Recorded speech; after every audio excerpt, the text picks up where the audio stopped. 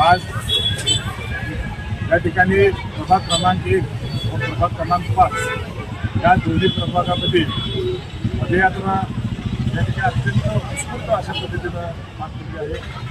या ठिकाणी नागरिकांचा अतिशय चांगल्या पद्धतीनं प्रतिसाद या ठिकाणी आपल्याला पाहायला मिळतोय. या ठिकाणी लोकशाही आघाडी व यशवंत विकास आघाडी यांच्यातर्फे मी नगराध्यक्षपदाचा उमेदवार म्हणून या ठिकाणी उभा आहे.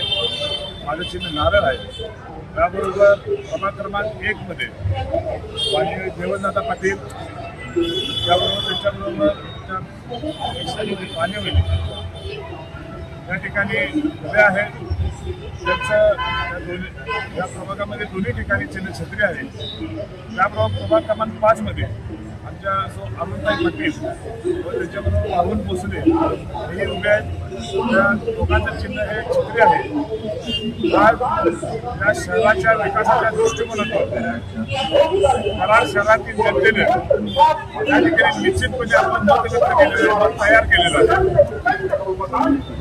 आणि हे आज ज्यावेळेला आम्ही या पदयात्रेच्या निमित्ताने ज्यावेळेला फिरतोय सगळ्यांचं आवर्जून लक्षात येते की निवडणुकीचं मतदान जरी 2 दिवस पुढे असेल तरी सुद्धा लोकांनी आपलं मत तयार केलेलं आहे.